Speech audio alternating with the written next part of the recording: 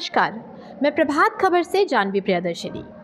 Physiotherapy medical science का वो हिस्सा है जिसमें व्यायाम, मालिश या फिर मशीन के उपयोग से किसी भी तरह के शारीरिक कष्ट का निवारण किया जा सकता है।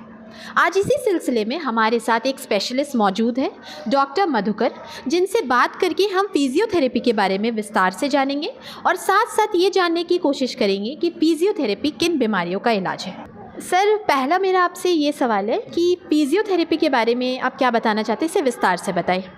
जी बिल्कुल, मैं बताना चाहूँगा। जैसे फिजियोथेरेपी है वो ऐसे कह सकते हैं कि एक अल्टरनेट मेडिसिन है और इसके अंतर्गत हम लोग इलेक्ट्रोथेरेपी, एक्सरसाइज थेरेपी और हाइड्रोथेरेपी से इलाज करते हैं। आप कह सकते हैं कि इन तीनों के द्वारा मिला हुआ एक थेरेपी है जो फिजियोथेरेपी कहलाता है, जिसमें कि इलेक्ट्रोथेरेपी में हम लोग पेन मैनेजमेंट वगैरह करते हैं और जो एक्सरसाइज थेरेपी होती है उसके अंतर्गत हम लोग जो शरीर में विकृतियाँ होती हैं या जो कमज़ोरियाँ होती हैं विशेष मांसपेशियों के अंतर्गत, तो उनको हम लोग उसके अंतर्गत टैकल करते हैं, यानी एक्सरसाइज थेरेपी के अंतर्गत। और जो हाइड्रोथेरेपी है उसका चलन अभी भारत में काफ़ी कम है, लेकिन उसका भी प्रयोग हम लोग ज़्यादातर मांसपेशियों की ताकत बढ़ाने के लिए ही करते हैं। सर, तो मतलब फिजियोथेरेपी बेसिकली आपने जो बताया, सर इसके फ़ायदे क्या क्या है?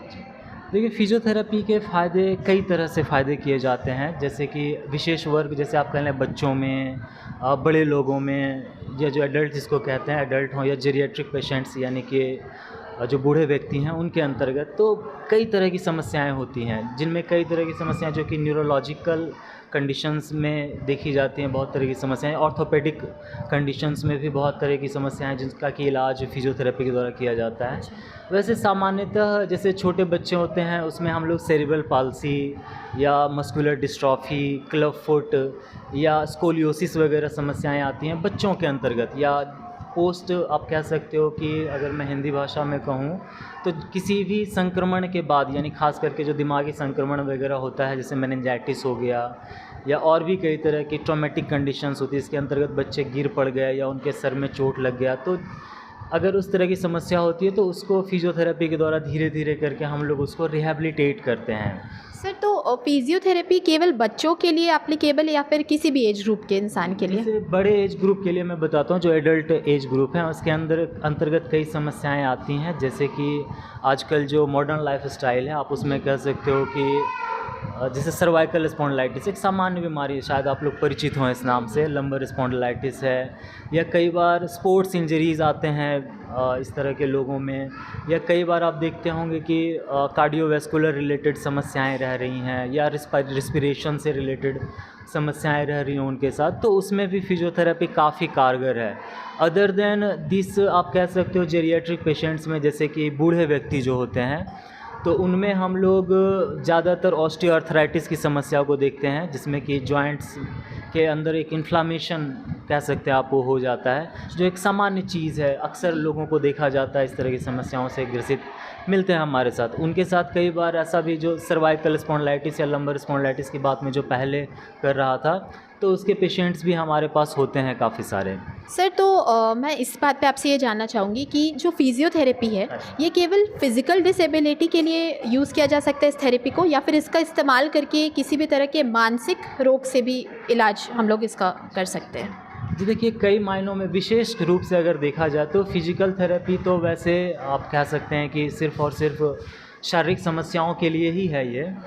तो लेकिन क्या होता है कि कई स्थितियों में ऐसा होता है कि आपको विशेष मानसिक चीज़ों के लिए भी आप इसका प्रयोग कर सकते हैं, जैसे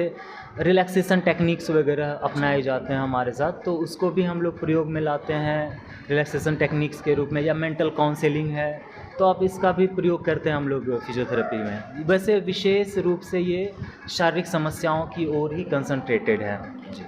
सर, तो फिजियोथेरेपी अगर कोई इंसान अपना करा रहा है, मतलब फिजियोथेरेपी से वो अंडरगो कर रहा है, तो सर क्या डेली जो लाइफस्टाइल है उसमें भी डेली रूटीन में कुछ परिवर्तन लाना पड़ता है? देखिए, एक मैं बात कहना चाहूँगा, आजकल जैसे फिजियोथेरेपी एक अलग तरह का एक स्ट्रीम बन चुका है, मेडिकल लाइन का एक अलग स्ट्रीम है, लेकिन इसका मेन कारण क्या है कि आज फिजियोथेरेपी इतना ज़्यादा महत्वपूर्ण क्यों हो गया, क्योंकि व्यक्ति अपने जो नियमित जीवन शैली थी उसमें बहुत सारे काम बिना मशीनों के किया करते थे। लोग हर काम के लिए जैसे मशीनों पर डिपेंडेंट नहीं थे, एक दूरी भी जानी है तो पैदल जाते थे लोग। तो अब ऐसा हो गया है ना कि व्यक्तियों के अंदर जो शारीरिक क्रिया है वो कम होती चली जा रही है, और जब कम होती चली जा रही है तो क्या होता है कि विशेष मांसपेशियों में जो है ताकत कम हो जाती है। जब ताकत कम हो जाती है मांसपेशियों में तो उससे संबंधित जो हड्डियां हैं, जो एक शारीरिक संरचना जो शरीर की होती है वो बिल्कुल कमज़ोर होती चली जाती है। तो फिजियोथेरेपी का एक कह सकते हैं कि प्रभाव या आवश्यकता जो है लोगों पर पड़ रहा है। लाइफस्टाइल मॉडिफिकेशन, एक जो लाइफस्टाइल, सुबह जल्दी जगने की आदत डालना, समय समय पर जो भोजन का या नाश्ते का भोजन का या रात्रि भोजन का जो समय होता है उसको नियमित रूप से रखना, फास्टिंग ज़रूर से ज़रूर करें। ये चीज़ तो मैं सजेस्ट करता हूँ लोगों को कि फास्टिंग से बहुत फ़ायदे होते हैं, तो वो भी चीज़ कर सकते हैं। तो अगर ये सब चीज़ें यानी कि लाइफस्टाइल को अगर आप संभाल के रख रहे हो तो शायद आपको फिजियोथेरेपी की आवश्यकता ना पड़े। सर, मेरा आखिरी सवाल आपसे ये है कि क्या आपको लगता है सर कि लोगों में फिजियोथेरेपी को लेके जागरूकता होनी ज़रूरी है? जी हाँ, बिल्कुल।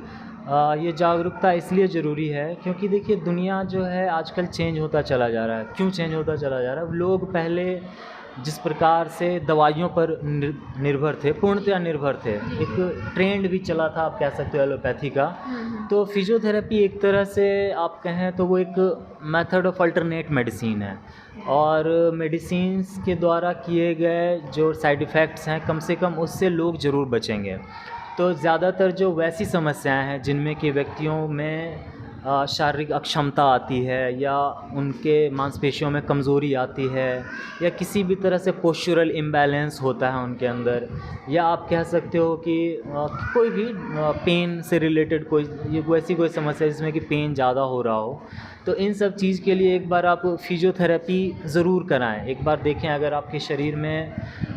दवाइयों से होने वाली जो समस्याएं हैं उसको अगर कम करना चाहते हैं आप, या साइड इफ़ेक्ट्स कम करना चाहते हैं, उनका एडवर्स इफ़ेक्ट कम करना चाहते हैं, तो आप ज़रूर अल्टरनेट मेडिसिन को ज़रूर अपना सकते हैं। बहुत बहुत धन्यवाद सर। तो ये थी हमारी खास बातचीत डॉक्टर मधुकर के साथ फिजियोथेरेपी और उसके फ़ायदे को लेकर। प्रभातखबर.com, विश्वास वही, रफ्तार नहीं।